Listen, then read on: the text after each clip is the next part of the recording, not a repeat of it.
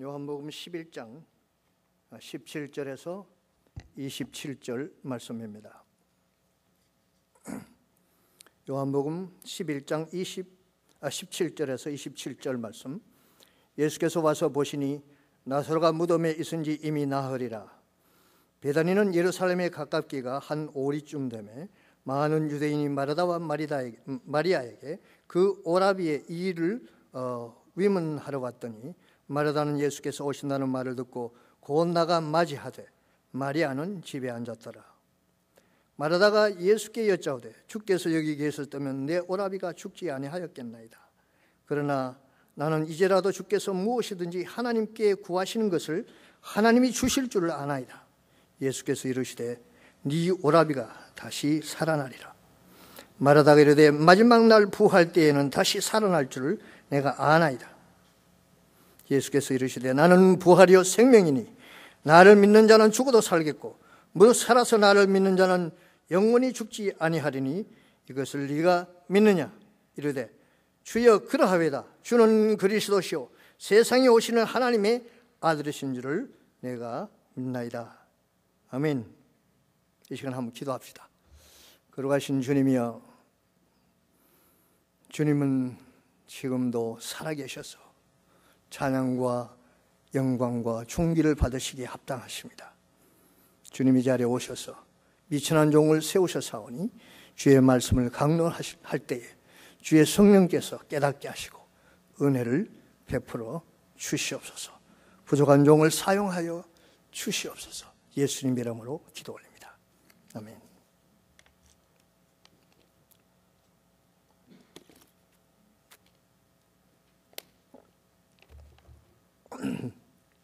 러시아 말에 주일을 바스크르세냐라고 말합니다. 바스크르세냐, 이 말은 무슨 뜻이냐면 부활한 날이다, 그런 뜻입니다. 주일을 러시아 말로는 바스크르세냐. 예수님께서 부활하신 그 부활이 너무나 중요하기 때문에, 그래서 우리 신앙의 근본이 되고 또 부활 신앙으로 말미암아 성도들이 모든 죄와 사망에서 이기게 되고 승리하게 됨으로 인하여 초대교회 성도들은 이 예수 그리스도께서 부활하신 이날에 모여서 예배를 드렸습니다. 본래 구약 시대에는 안식일이 토요일이잖아요. 그런데 안식 후 첫날 예수님께서 부활하셨는데 이 부활한 날을 기념해서 열심히 모이다가 보니까 그 날이 주일이 됐습니다. 그래서 안식일이 주일이 됐어요. 그래서 이 교회의 전통입니다. 근데 우리는 주일날 모여서 부활하신 주님을 찬양합니다. 그래서 부활하신 주님을 찬양하기 위해서 주님 앞에 나온 여러분들을 축하합니다. 예수님은 부활하셨습니다. 지금도 살아계십니다. 우리 심령 속에 살아계시고, 우리가 불온간 또 앞서고 뒤서는 차이가 있겠지만 우리가 죽어 땅에 묻히더라도 다시 살아날 것입니다. 그래서 저는 오늘 이 시간에 나는 부활이요 생명이다, 이런 제목으로 여러분들에게 말씀을 나누기를 원합니다. 그동안 우리 양춘호 목사님께서 초대교회 영성에 대해서 지난주까지 9번에 걸쳐서 너무나 귀한 말씀 전해주셨습니다. 우리의 신앙을 새롭게 하고 초대교회 영성으로 회복되고, 그야말로 제 심령 속에 그냥 초대교회 영성으로 그냥 뜨거워져서 저는 어떤 데는 견딜 수가 없었어요. 그래서 매 주일날 올 때마다 목사님이 오늘은 무슨 말씀을 또 증거하실까, 그런 가득 기대감을 가지고 교회를 나오곤 했는데 여러분도 아마 그랬을 줄 압니다. 그런데 오늘은 양 목사님 안 계시니까 예. 그런데 하나님께서 이 시간에 필요한 은혜를 주실 줄 믿습니다. 초대교회 영성 중에 뺄 수 없는 중요한 것이 있는데 그것은 부활의 영성입니다. 초대교회 성도들은 이 예수 그리스도께서 부활하신 것을 증거하기 위하여 저들은 생명을 내어놓았습니다. 특별히 예수님을 팔아넘긴 가룟 유다, 그는 은사님 집에 팔고는 목매달아 죽어버렸어요. 그런데 그 자리를 메꿔야 합니다. 그래서 사도행전 1장에 보면 열한 제자들이 모여서 한 사람을 뽑는데 마띠아를 뽑습니다. 그때 그 뽑는 조건이 부활을 증거하는 자였습니다. 사도행전 1장 22절에 보면 항상 우리와 함께 다니던 사람 중에 하나를 세워 우리와 더불어 예수께서 부활하심을 증언할 사람이 되게 하여야 할지니라. 그 제자들과 함께 그리스도의 부활을 증거하는 그런 자를 우리 12 중에 하나로 세우자고 말하고 있습니다. 사도 베드로도 사도행전 2장 32절에 이 예수를 하나님이 살리신지라 우리가 다 이 일의 증인이로다. 그리스도의 부활을 증거하는 증인이라고 사도 베드로가 고백하고 있습니다. 모든 사도들도 사도행전 4장 33절에 보면 사도들이 큰 권능으로 예수의 부활을 증거하니 우리가 큰 은혜를 받더라. 사도행전 5장 32절에 보면 30절 32절에 보면 너희가 나무에 달아 죽인 예수를 우리 조상 하나님이 살리시고 이스라엘에게 회개함과 죄사함을 주시려고 그를 오른손으로 높이사 임금과 주로 삼으셨느니라. 우리는 이 일의 증인이요 하나님이 자기에게 순종하는 사람들에게 주신 성령도 그러하니라. 모든 사도들과 그리스도의 부활을 본 모든 제자들이 증인이요 또한 성령께서도 이 부활을 증거하는 영이라고 고백하고 있습니다.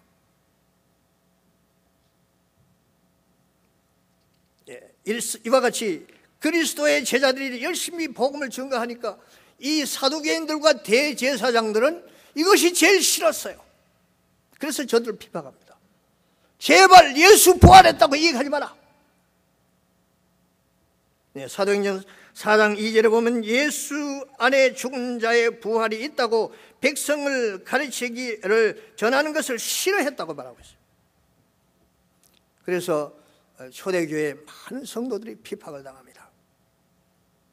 기독교 300년 역사를 보면 교회가 극심한 핍박을 받는 중에도 수많은 성도들이 순교하며 감옥에 갇히면서도 교회는 계속 왕성하게 일어납니다. 그래서 333년에 콘스탄틴 대제가 이 기독교를 로마의 국교로 삼게 되지 않습니까? 어떻게 그렇게 강력한 로마를 기독교 국가로 만들 수 있었을까요? 그것은 부활 신앙 때문이었습니다. 이것은 그 누구도 어떤 정치도 어떤 권력도 이 세상의 어떤 것도 이길 수 없는 부활의 생명 때문이었습니다. 예수님이 부활한 것처럼 나도 부활한다. 이 신앙 때문에 껍데기를 벗겨 죽이고 십자가에 달아 죽이고 사자밥이 되게 하고 가두고 죽이고 죽여도 더 퍼졌어요.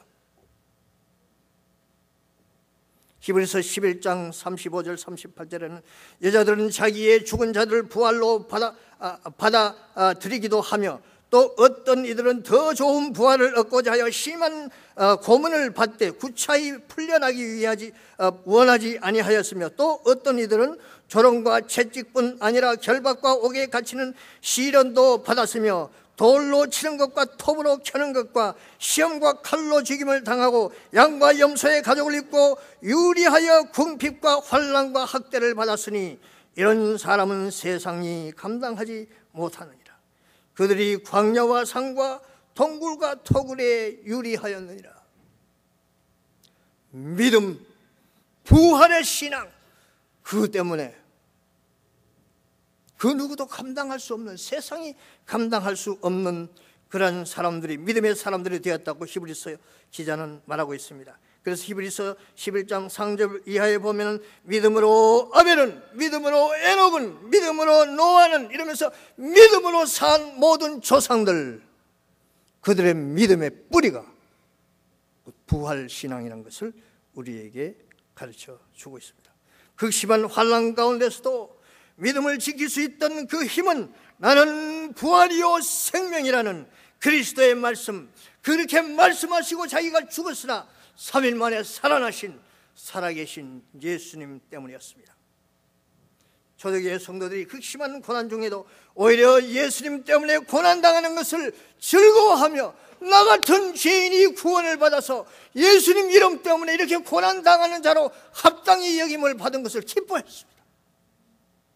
죽는 것을 오히려 찬양하며 기뻐하며 죽었습니다. 그러니까 로바가 감당하지 못하죠.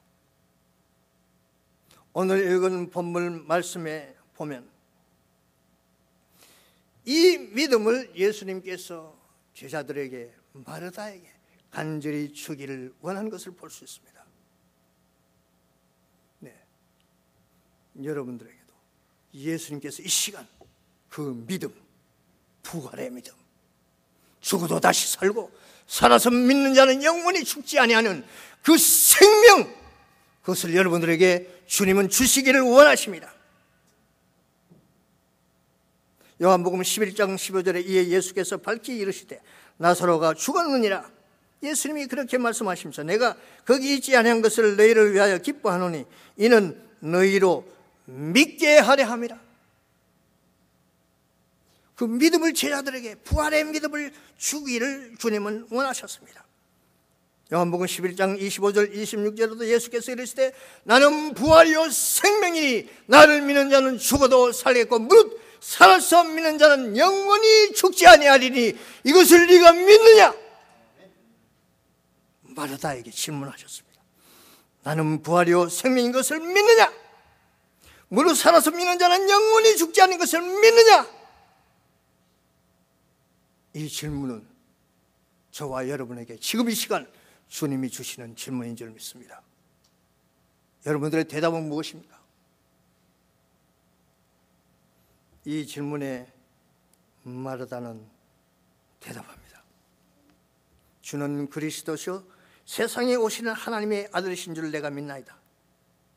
주는 그리스도시요 우리를 죄와 사망에서 구원하실, 그러기 위해서 십자가에 달려 죽으시고 부활하신 메시아시요 이 땅에 오실 하나님의 아들, 하나님인데 성령으로 잉태되어 이 땅에 오신 하나님의 아들 예수님인 것을 믿습니다. 그렇게 마르다는 똑똑히 자기 신앙을 고백합니다. 사랑하는 성도 여러분, 우리 이 시간에 그런 신앙의 고백을 할 수 있기를 바랍니다.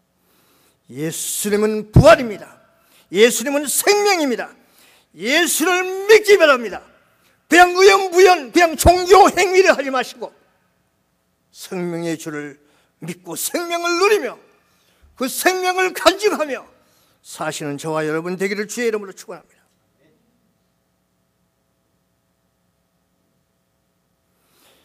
이렇게 예수님을 믿고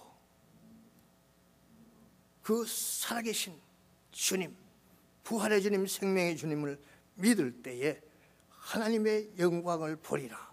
그렇게 마르다에게 이야기합니다. 11장 40절에 보면 예수께서 이르시되 내 말이 네가 믿으면 하나님의 영광을 보리라 하지 아니하느냐. 예수님께서 나사로 무덤에 와셔서 돌을 옮겨 놓으라. 마르다가 말합니다. 주여, 죽은지 벌써 나흘이 돼서 냄새가 납니다. 네가 믿으면 하나님의 영광을 보리라 하지 아니하느냐. 그래서 돌을 옮겨 놨습니다.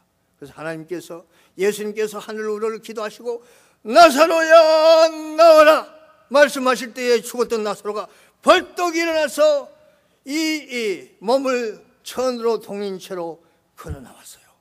할렐루야. 이것은 놀라운 증거입니다. 놀라운 증거입니다. 예수님께서 앞으로 자기가 십자가에 달려 죽으시고 다시 부활하실 것을 보여주신 하나의 증표요. 예수님은 부활이요 생명인 것을 그 주변에 있는 모든 사람들에게 보여주시며 하나님의 영광을 나타내셨습니다. 지금도 이 마르다가 믿는 그 예수 그리스도, 주는 그리스도시요 이 땅에 다시 오실 하나님의 아들심을 내가 믿습니다. 주는 부활이요 생명인 것을 믿는 자에게 하나님의 영광을 보여주실 것입니다. 그것이 내가 죽어서 나중에 오랜 후에 내가 육체의 부활의 영광 그것만 이행하는 것이 아니에요. 지금 당장 그 자리에서 마르다가 영광을 본 것처럼 여러분들의 삶 속에 그런 영광을 보게 될 줄 믿습니다. 이 예수를 믿는 믿음으로 하나님의 영광을 매일 보시면서 감격과 기쁨 속에서 살 수 있기를 바랍니다. 이 영광은 내 육체가 부활할 때만 보는 영광이 아니라 말하다가 오라비가 살아나는 영광을 본 것처럼 우리 매일의 일상에서 부활의 기쁨과 영광을 누리며 살게 될 것입니다. 예수님과 함께 숨쉬고 예수님과 함께 매 순간순간 산다는 것은 인생의 맛을 전혀 다르게 만듭니다. 인생의 삶의 빛깔이 전혀 달라지게 합니다. 그리고 매일 일상의 삶의 모든 의미를 전혀 달라지게 합니다. 인생은 결코 지루하고 피곤하고 힘들지 않습니다. 허무하고 의미 없고 내가 왜 이 땅에서 사는가, 왜 이렇게 어려움이 많은가, 그런 인생이 아니란 말이에요. 말하다가 믿고 영광을 본 그 예수님, 나는 부활이요 생명이라고 하신 그 예수님을 우리가 믿고 고백할 때 그런 삶 속에 누리는 열매를 맺기를 소원하면서 나는 부활이요 생명이다. 나는 말씀하신 그 예수님이 나와 함께 숨쉬고 나와 함께 살아계시는 그런 영광을 누리기를 바랍니다. 나는 부활이요 생명이다 라고 말씀하신 이 말씀은 진리입니다.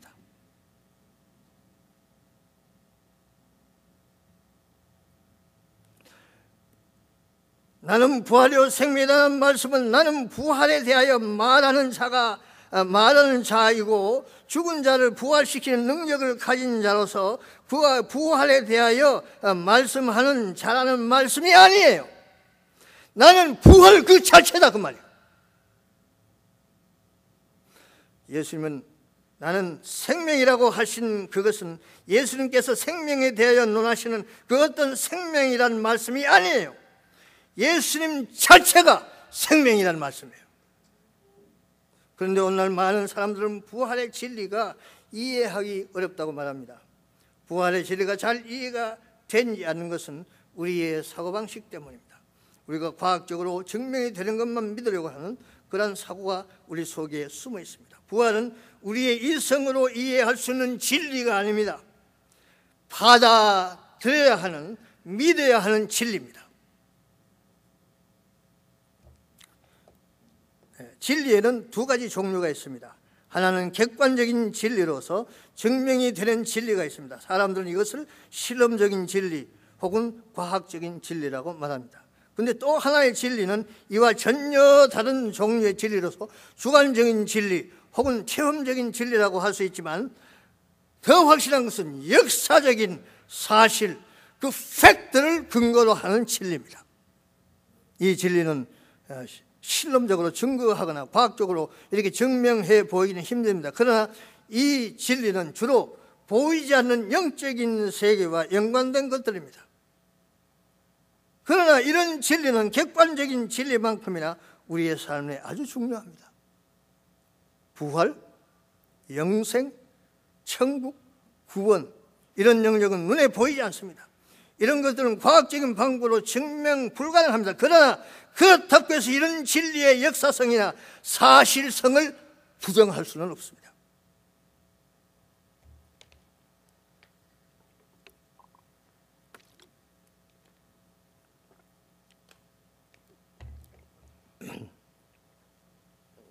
히브리서 11장 1절에 믿음은 바라는 것들의 실상이요 보지 못한 것들의 증거니라고 했습니다. 이 New Living Translation은 이 말씀의 뜻이 이렇게 나와 있습니다. Faith is the confidence that what we hope for will actually happen. It gives us assurance about things we cannot see. 믿음은 미래에 실제로 일어날 것들을 바라는 확신이요, 그것은 우리에게 볼 수 있는 것들에 대한 확신을 주는 것이다. 그렇게 번역했습니다. 그러므로 이 말씀을 믿는 사람은 I believe it because I understand. 내가 이해하기 때문에 나는 믿는다. 그런 사고를 가진 사람은 이 말씀을 이해하기 어렵습니다. 그 대신에 I understand because I believe it. 내가 믿기 때문에 나는 이해한다. 그런 사고를 가진 사람은 이 말씀을 받아들일 수 있습니다. 전자는 실험적인 진리를 믿는 방법이고 후자는 영적인 진리를 믿는 방법입니다.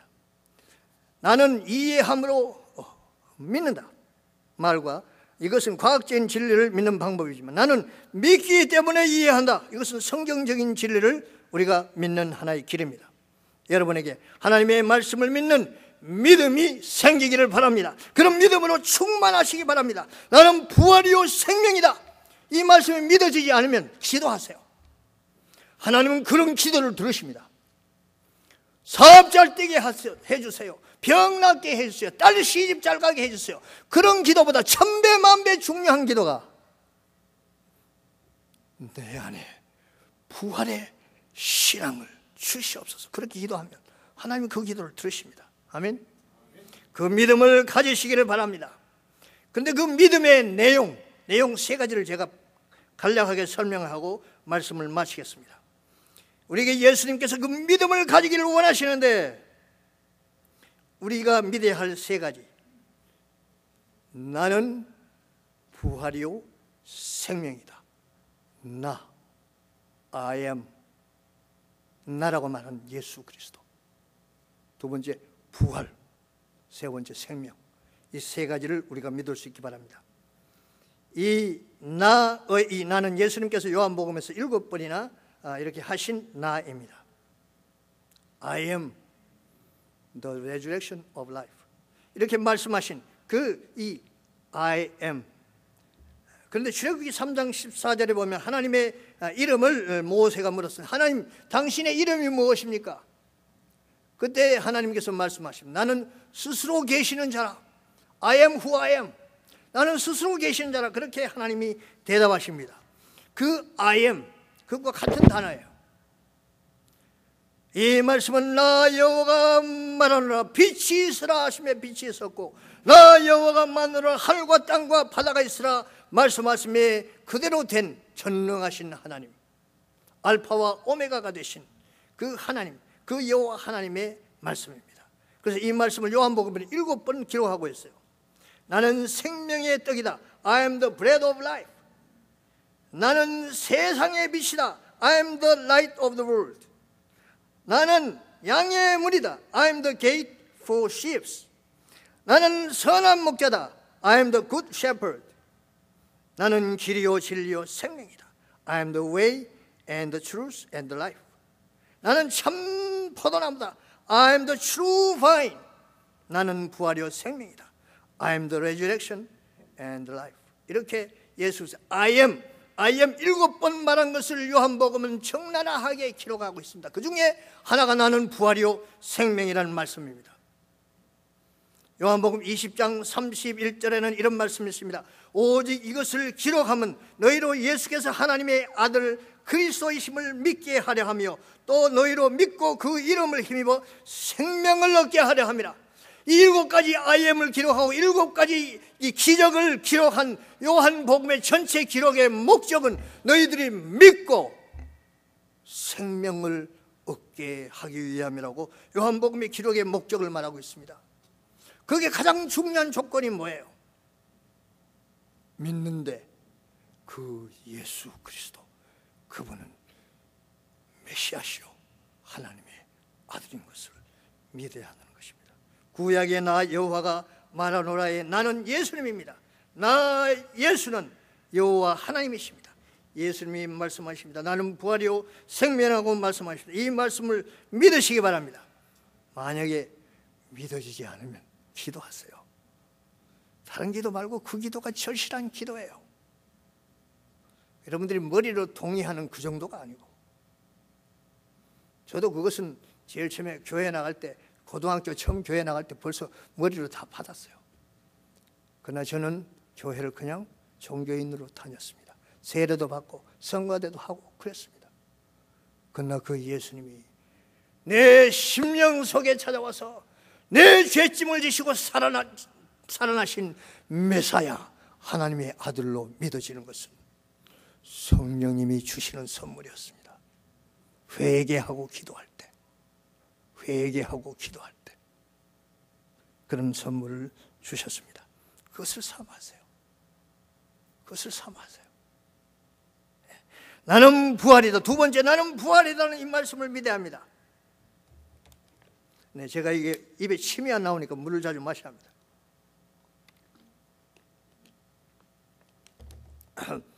이 말씀을 그대로 믿으시기 바랍니다. 부활이란 말은 죽은 후에 다시 살아나는 거예요. 죽지 아니하면 부활이 필요가 없습니다. 창세기 12장 16절 17절에 보면 여호와 하나님이 그 사람에게 명하여 이르시되 동산 각종 나무의 열매는 네가 임의로 먹되 선악을 알게 하는 나무의 열매는 먹지 말라. 네가 먹는 날에는 반드시 죽으리라. 하나님이 아담 하와에게 그렇게 약속을 하십니다. 그런데 아담 하와가 그 말씀을 불순종하고 먹어버렸어요. 그러니까 하나님이 저들에게 말씀하신 그대로 저들이 정령 죽게 되었는데, 이 말씀을 러시아 언어로는 제일 참 재밌게 번역했습니다. 그 번역에 보면 너희가 죽고 또 죽으리라. 우메렌 스멜스, 이렇게 죽고 또 죽는다고 번역을 했습니다. 우리 한국 번역에도 그런 옛날에 번역이 있은 걸로 아는데요. 정말 죽고 또 죽습니다. 이 말씀은 하나님의 말씀을 거역함으로, 불순종함으로 내 영혼이 죽고 내 영혼이 하나님과 교제가 끊어지는, 내 영혼이 죽는 죄의 삭스로 오는 사망, 그것을 말하고 있습니다. 또 하나의 죽음은 그 후로 아담의 모든 후손들이 죽고 또 죽고, 육체의 죽음, 이 땅에서 영원히 사는 인간이 그 땅부터 없어졌어요. 다 죽었습니다. 그래서 육체의 죽음이 이 땅에 찾아온 것입니다. 그런데 예수님께서 죽고 또 죽는 우리들을 살리기 위해서 이 땅에 오셔서 나는 부활이요 생명이니 나를 믿는 자는 죽어도 살겠고 살아서 믿는 자는 영원히 죽지 아니하리니 이것을 네가 믿느냐? 이 말씀은 두 번 죽은 우리를 두 번 더 살리시는 말씀입니다. 나를 믿는 자는 죽어도 살겠고, 내 육체가 죽고 이 가죽이 썩어서 땅에 묻혀서 없어진다 하더라도 다시 살겠고, 살아서 믿는 자는 영원히 죽지 않는다. 살아서 예수 그리스도를 구주로 영접하고 예수님이 죽을 때 나의 죄의 사람도 함께 죽고 예수님이 부활할 때 나의 영의 사람도 함께 사는, 거듭나고 중생하는 성령 세례를 받은 자, 그런 자들은 영원히 사다. 그 영적인 부활, 생명을 말씀하고 있습니다. 그게 조건이 있습니다. 죽어야 합니다. 여러분들 예수를 믿으면 꼭 통과해야 하는 문이 있어요. 회개예요. 여러분들이 예수 믿었는데 아직도 회개 한 번도 안 해봤어요? 미안합니다. 여러분들 가짜입니다. 회개를 하지 아니하고 예수 믿는 사람을 이렇게 도둑처럼 담을 넘어온 자들이요, 예수님은 내 죄 때문에 십자가에 달려 죽었는데 자기 죄를 깨닫지 못한다면 그건 불쌍한 영혼이에요. 기독교는 그런 종교 행위가 아니에요. 아담의 원죄로 내 육과 영이 죽어버렸습니다. 내게는 전혀 소망이 없어요. 나는 아무리 발부둥치고 힘써도 소망이 100% 없는, 전적으로 타락한, 보잘것없는, 죽으면 흙으로 들어가서 지옥으로 떨어질 가련한 인간입니다. 그것을 아셔야 돼. 그리고 내가 지금까지 살면서 거짓말하고 도둑질하고 남을 우롱하고 욕심 피우고 교만하여 하나님의 원수로 행할 모든 죄, 그런 죄를 철저히 회개해야 돼. 회개하면 회개하는 자에게 주님께서 찾아오셔서 나도 너를 정죄하지 아니하노니 다시는 죄를 짓지 말라. 그리고 은혜를 주시고 구원해 주시는데 거저 주시는 은혜, 그 생명을 주십니다. 이와 같이 영혼도 살고 육체도 사는 그 말씀이 나는 부활이요 생명이니 나를 믿는 자는 죽어도 살겠고, 육체 부활, 살아서 믿는 자는 영원히 죽지 아니라 영혼 부활, 이 두 가지 부활을 우리 주님께서 약속하셨습니다. 이 영과 육의 부활, 이 생명을 누리면서 사실은 저와 여러분이 되기를 주의 이름으로 축원합니다. 이 예수를 믿으면 우리의 영이 부활의 신비한 능력으로 다시 살아나는 중생의 은혜를 입을 것입니다. 그리고 육체도 마지막 날에 다시 사는 예수님처럼 부활하는 그런 은혜를 입게 될 것인데, 그 조건은 믿어야 합니다. 믿으면 이런 은혜를 받을 것입니다. 예수를 믿는데 부활하신 예수님을 믿으시기 바랍니다. 그런 개인적인 체험 중요합니다. 그런데 역사적인 사실이 있습니다. 이 부활의 사건은 단순한 내가 개인적으로 예수를 믿어서 체험한 그것이 아니고, 예수님의 부활은 역사적인 사건이라는 것을 제가 간단하게 말씀을 드리겠습니다. 어떤 사람들은 예수님의 부활은 몇몇 여자들과 예수님의 제자들이 부활하는 지극히 주관적인 사건이라고 말하는 사람들이 있습니다. 그러나 그렇지 않습니다. 예수님의 부활은 객관적이고 역사적인 사건입니다. 실제로 있었던 일이라는 말씀입니다. 어떤 학자들은 예수님을 사랑했던 여자들과 제자들이 예수님이 돌아가신 후에 너무 심심하고 그리워한 나머지 예수님의 환영을 보았다, 그렇게 주장하는 학자들도 있어요. 지금만 그런 학자들이 있는 것이라 예수님 당시에 그런 사람들이 있었어요. 그 사람들을 영지주의자라고 말합니다. 이 사람들을 향해서 누가는 이렇게 말합니다. 내 손과 발을 보고 나인 줄 알라. 또 나를 먼저 보아라. 영은 살과 뼈가 없으되 너희 보는 바와 같이 나는 있느니라. 부활하신 예수님이 영은 살과 뼈가 없지 않느냐? 나는 살과 뼈가 있다. 봐라. 주님이 그렇게 말씀하셨습니다. 그리고 그러면서 이 영지주의자들의 잘못된 것을 반박했습니다. 그뿐만 아니라 사도 요한도 이렇게 증거하고 있습니다. 요한복음 21장 9절 10절과 12절 13절에 이렇게 말합니다. 육지에 올라와 보니, 이 말씀은 지금 예수님께서 부활하신 후에 베드로와 그 제자들이 갈릴리 해면서 밤새도록 고기를 잡았는데 한 마리도 잡지 못하겠을 때 새벽녘에 그물을 배 오른편에 내려놓으라는 주님의 음성을 듣고 그렇게 했을 때 많은 고기를 잡았어요. 근데 예수님인 줄 알고 베드로가 그냥 옷을 입고 예수님께로 찾아오고, 제자들도 고기를 잡은 것을 끌고 예수님께 왔을 때 예수님이 하시는 말씀에, 육지에 올라와 보니 숯불이 있었는데 그 위에 생선이 놓였고 떡도 있더라. 예수께서 이르시되 지금 잡은 생선을 좀 가져오라 하시니, 그리고 예수님께서 이르시되 와서 초반을 먹으라 하시니, 제자들이 주님이신 줄 아는 거로 당신이 누구냐 감히 묻는 자가 없더라. 예수께서 가셔서 떡을 가져다가 그들에게 주시고 생선도 그와 같이 하시니라.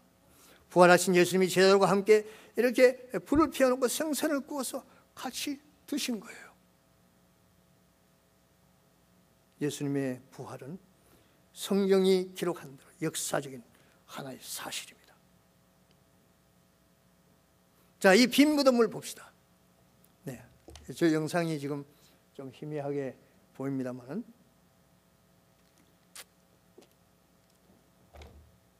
아담 이후로 온 모든 인생들의 무덤은 있습니다.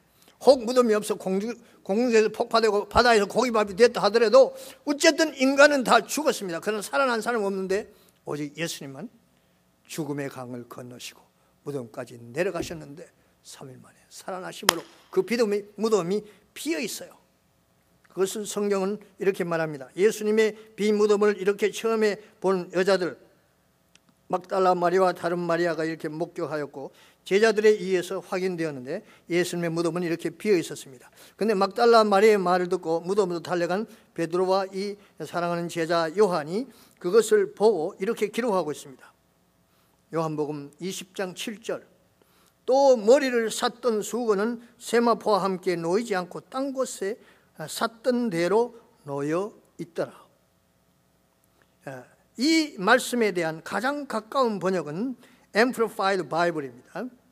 But the burial napkin which had been around Jesus' head was not lying with the other linen clothes, but was still rolled up, wrapped around and around in a place by itself.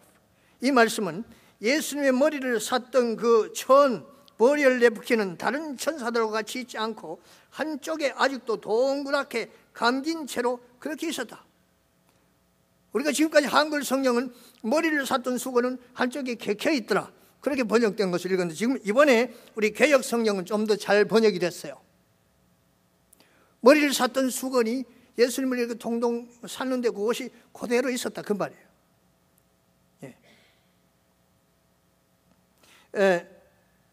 유대인의 그 전통은 장례를 치를 때에 시신의 이 머리를 따로 이렇게 천으로 묶었습니다. 그 배가 동그랗게 감긴 채로 한쪽에 있었다는 것입니다.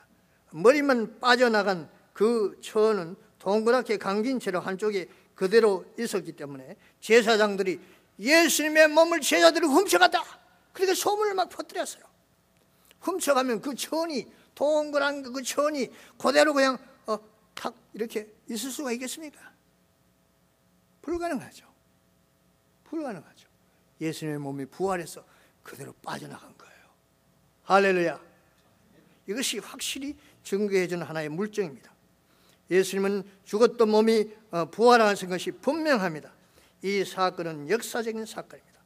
그리고 500명 성도들이 부활하신 예수님을 보고 예수님의 말씀을 이렇게 듣고는 주님께서 구름을 타시고 하늘로 승천하는 것을 500명 사람들이 보았습니다.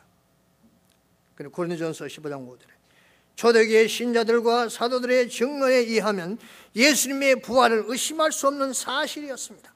사도행전에 의하면 부활하신 예수님께서 40일 동안 제자들과 함께 이렇게 나누시며 하나님 나라에 대해서 말씀하셨다고 사도행전 1장 3절에 기록하고 있습니다. 그러므로 예수님의 부활은 우리가 숨쉬고 경험하는 역사 속에서 일어나는 하나님께서 일으키신 사건이었다는 것입니다. 부활신앙은 몇몇 사람들의 주관적인 신앙이 아니라 역사적인 사실입니다. 사도 바울은 고린도전서 15장 1절 이하에 그리스도께서 만일 다시 살아나지 못하셨다면 우리가 전파하는 것도 헛것이요 또 너희 믿음도 헛것이며 그리스도께서 다시 살아나지 난 일이 없으면 너희의 믿음도 헛되고 너희의 여전히 죄 가운데 있을 것이요 또 그리스도 안에서 잠자는 자들도 망하였으리니 만일 그리스도 안에서 우리가 바라는 것이 다만 이 세상의 삶뿐이면 모든 사람 가운데 우리가 더욱 불쌍한 자리라. 그렇게 사도 바울은 말하고 있습니다. 예수님의 부활은 확실하고 그렇지 않다면 우리 기독교는 벌써 없어졌습니다. 로마 그 핍박 가운데 견딜 수가 없었어요. 2000년 기독교 역사는 있을 수가 없습니다. 부활의 천절매가 되신 예수님, 그 예수를 믿는 우리들도 다시 부활합니다. 나의 이 가죽 육체가 무덤에 들어가 썩어 없어진다 해도 주님이 살아난 것처럼 아름다운 몸으로 살아날 것입니다. 이 첫째 부활에 참여하는 자들이 복이 있다고 요한계시록 20장 6절에 말씀하고 있습니다. 이 첫째 부활에 저와 여러분이 다 참여할 수 있기를 주의 이름으로 축원합니다. 그 다음에 나는 생명이다 하는 세 번째 이 말씀을 믿을 수 있기 바랍니다. 아유 죽겠다. 머리가 아파 죽겠고 배가 아파 죽겠고 피곤해서 죽겠고 그냥 사업이 안 돼서 죽겠고 돈이 없어 죽겠고 자식이 속을 썩혀 죽겠고 우리 삶 속에 우리 한국 사람 입에는 죽겠다는 말이 줄줄 붙어 있는 것이 우리의 모든 하나의 우리가 전통적으로 내려오는 문화처럼 되어 있습니다. 그런데 우리 크리스찬들은 죽겠다는 말을 해서는 안 됩니다. 왜냐하면 내 안에 예수님이 계시기 때문에 생명의 주가 계시기 때문에 나는 살겠다. 머리가 아파 살겠다. 배가 아파 살겠다. 내가 죽을 병이 들어 살겠다. 내 사업이 망해도 살겠다. 내 자식이 속을 썩혀도 내 남편이 속을 썩혀도 나는 살겠다. 살겠다고 해야 합니다. 왜 그런지 아세요? 내가 아직 숨쉬고 살아있기 때문에. 이 생명은 너무나 고귀한 것입니다. 이 생명은 예수님짜리 생명이에요. 예수님의 피값으로 산 생명이에요.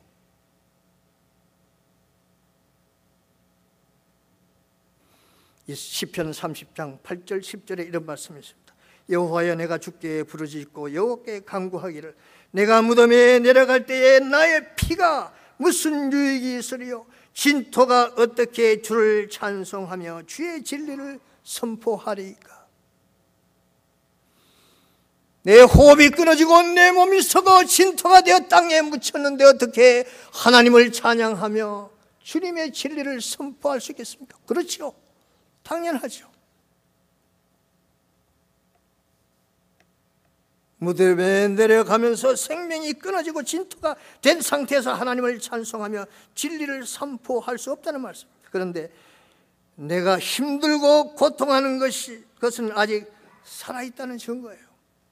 여러분들 삶에 어려움이 있습니까? 속 썩히는 일이 있습니까? 정말 누구에게 말할 수 없는 고민이 있습니까? 죽겠다는 말을 하지 마시고 이 고통을 받는 것은 내가 아직 살아있다는 증거다.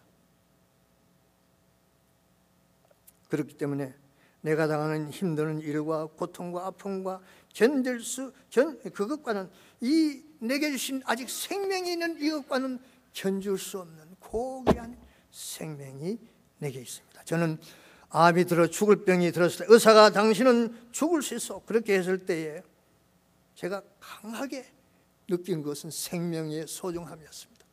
내가 아직 숨쉬고 살아있어서 저 푸른 하늘을 쳐다보고 내가 살아있다는 이 생명 이 자체만 가지고도 정말 그 생명의 고귀함을 감사하며 또 찬양할 수 있었습니다. 저와 여러분은 그 생명을 지금 가지고 누리고 있습니다. 아멘. 네. 죽겠다 소리 그만하시고 내게 생명이 있음을 찬양합시다. 아멘. 자, 우리 손을 높이 들고 한번 찬양합시다. 손을 높이 들고 주를 찬양. 내게 생명이 있음을 찬양해. 다 같이 한번 찬양합시다.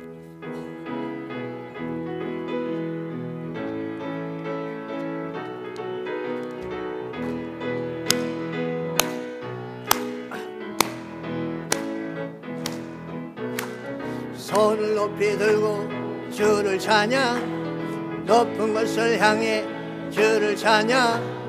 모든 만물은 주를 찬양하라.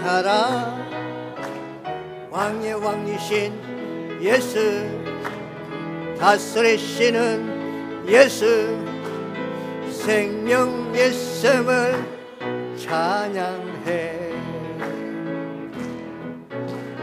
할렐루야 주를 찬양. 할렐루야 주를 찬양. 생명 예수를 찬양. 한 번 더 합시다. 손을 높이 들고 주를 찬양. 높은 곳을 향해 주를 찬양. 모든 만물은 주를 찬양하라. 왕의 왕 되신 예수, 다스리시는 예수, 생명 예수를 찬양해. 아멘. 예, 잠깐만. 미안합니다. 저는 이 팔이 고매팔이에요. 오른쪽 팔이 병신이 돼서 이렇게밖에 안 올라갑니다. 그래서 우리 손자가 우리 집에 오면 제가 제일 먼저 가르치는 단어가 할렐루야! 할렐루야! 근데 어느 날 내 앞에 오더니 손자가 손을 이렇게 들어요. 그래서 이게 손자한테 내가 잘못 가르쳤구나. 근데 여러분들 손을 좀 번쩍 들어서 저처럼 이렇게 들지 마시고, 자, 우리 한 번 더 손을 높이 들고 한번 찬양합시다. 손뼉을 치든지 뭐 어쨌든지 손을 번쩍 들고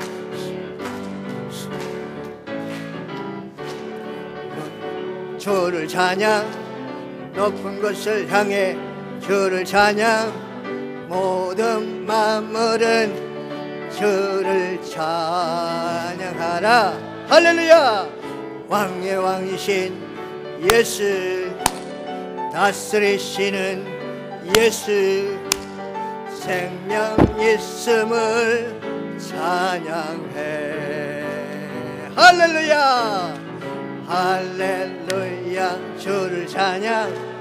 할렐루야 주를 찬양. 모든 만물은 주를 할렐루야 주를 찬양. 할렐루야 주를 찬양 생명 있음을 찬양해. 할렐루야. 아무리 어려워도 죽겠다는 할 말씀이고 살겠다 그렇게 말하시기 바랍니다. 요사이 생명의 삶을 우리가 묵상하고 있는데요, 욥은 예수님 오시기 약 2000년 전 족장으로 아브라함과 거의 같은 시대의 사람입니다.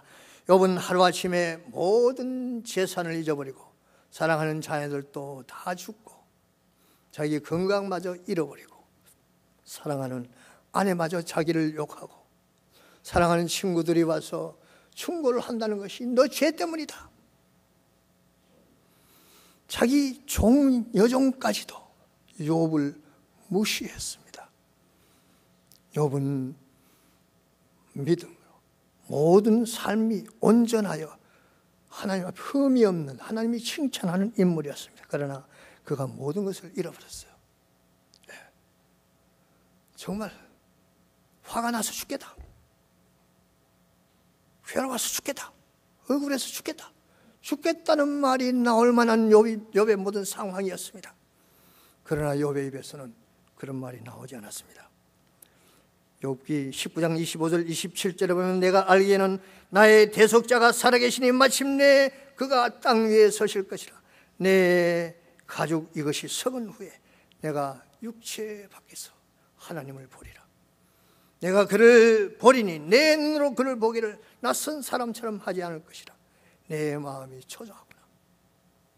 저는 이 말씀을 묵상하면서 감당할 수 없는 물밀듯이 찾아오는 그 부활의 신앙, 그것에 대한 감격으로 내가 얼마 동안 눈물을 흘린 적이 있습니다. 욥은 그런 극한 상황에서 나의 구속자가 살아계신 것을 믿었습니다. 욥의 위대한 신앙은 여기에 있습니다.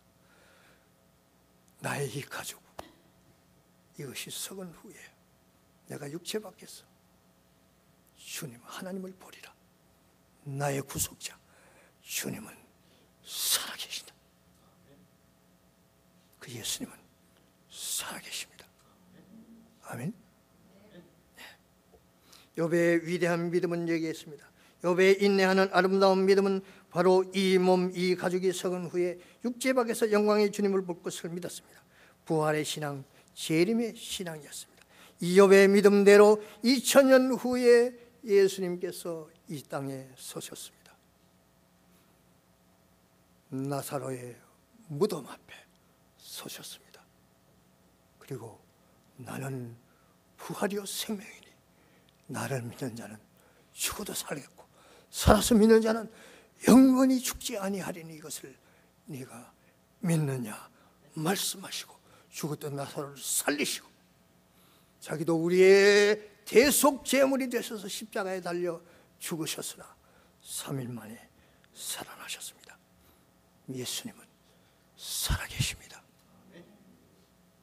지금도 살아계십니다. 예수님 때문에 살겠다.